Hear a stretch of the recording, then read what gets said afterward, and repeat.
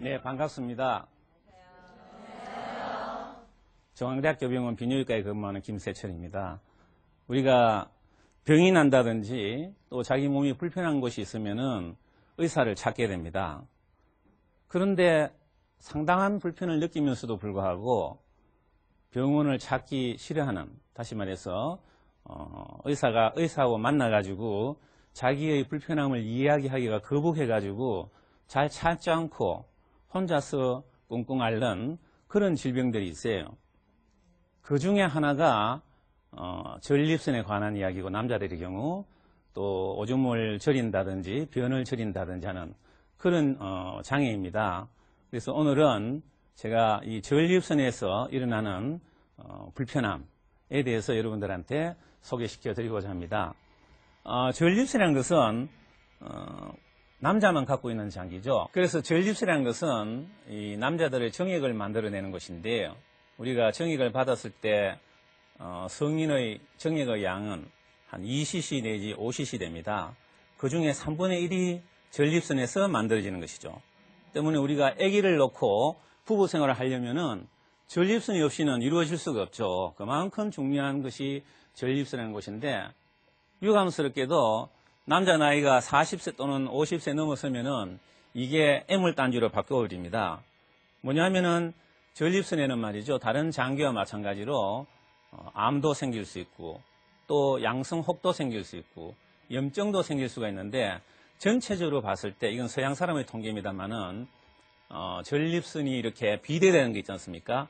비대되는 것이 한 10명 중에 8명, 그 다음에 암이 10명 중에 한 2명, 나머지 이제 100명 중에 한 2명 걸로 말이죠, 염증이 생기는 것이죠. 그래서 젊었을 때 부부 생활을 이렇게 많이 할 때는 염증이 이제 젊은 사람한테 가장 큰 고민거리지만은, 나이가 40 넘었으면은 이게 서서히 커지면서 여러 가지 장애를 일으키고 암이 발생할 수 있다는 것입니다.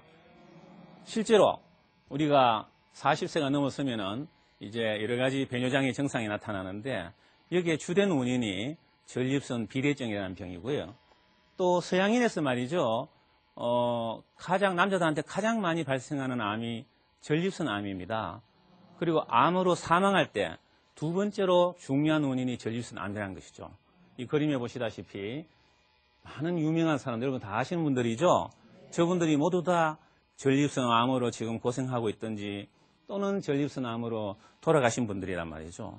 우리나라도 이름만 들먹이면은 여러분들이 잘 아실 많은 저명한 인사들이 전립선 암을 갖고 있어요. 그만큼 전립선 암이 요즘 전 세계적으로 남성들한테 공포의 대상이 되고 있는데요. 제가 한 20, 30년 전에 비뇨기과를 배울 때만 하더라도 1년에 5명 보기가 힘들었어요. 그러면 요즘 같으면은 오전 반나절 외래 환자를 보고 있으면은 반나절에 5명씩 보고 있어요. 엄청나게 많아지고 있죠. 그래서 최근에 와서 우리나라에서도 결코 안전지대가 아니다는 것입니다. 그래서 전립선이라는 것은 말이죠, 왜 전립선이라는 이름이 붙었느냐. 한자를 이야기하면은 여기 앞전자, 설립자, 그 다음에 샘선자 이렇게 되어 있는데요. 앞에 서 있는 샘이라는 이야기죠. 어디 앞에 서 있다냐 하면은 이게 방광이 이렇게 있습니다. 방광이 있고 요도가 이렇게 남자 노요도가 나오고 있죠. 방광 바로 아래에 밤알만한, 무게로 말하면 한 20g, 용적으로 한 20cc 되는 전립선이 이렇게 있죠. 그 속으로 요도가 통과하고 있죠. 그런데 전립선 뒤에 보면은 직장이 이렇게 있어요. 직장 앞에 서 있다 해가지고 전립선이라는 이름이 붙은 것입니다. 영어로 이야기하면은 프로스테이트라고 그러거든요. 프로 하면 앞이라는 이야기고, 스테이트 하면은 스탠딩, 서 있다는 이야기 아니겠습니까? 그대로 따와가지고 우리도 이렇게 전립선이라고 이야기하고 있습니다. 근데 전립선인 것이 방금 말씀드린 바와 마찬가지로 방광 바로 아래에 있기 때문에, 또 그 속으로 요도가 통과하고 있기 때문에 전립선에 어떤 문제가 생기면은 방광이나 요도에 영향을 해가지고 배뇨장애가 일어날 수 있겠죠. 또 전립선이 있으면은 여러분 잘 보이시는지 모르겠습니다만은 이 사각으로 비스듬하게 지나가는 무슨 관이 있을 거예요. 이게 사정관이에요. 정액이 나올 때 통과하는 사정관이란 말이죠. 때문에 전립선에 문제가 있으면은 사정장애가 따라올 수 있다는 이야기죠. 그죠? 그래서 전립선의 위치를 이해하면은 전립선에 오는 질환들이 어떠한 문제를 일으킨다 하는 것을 우리가 추측해 볼 수 있겠죠. 그래서 이 전립선이라는 것은 정액을 만들어내는 곳인데 태어나서부터 어른이 될 때까지 계속해서 나이에 따라서 비례해서 커지는 것이 아니고요. 우리가 사춘기가 되어야만 전립선은 커지게 됩니다. 사춘기가 될 때까지는 콩알만하게 조그만하게 있어요.